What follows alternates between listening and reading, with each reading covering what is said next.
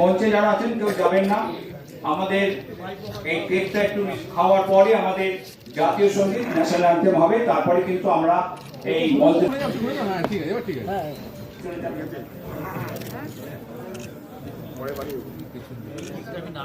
আমাদের শুরু হচ্ছে।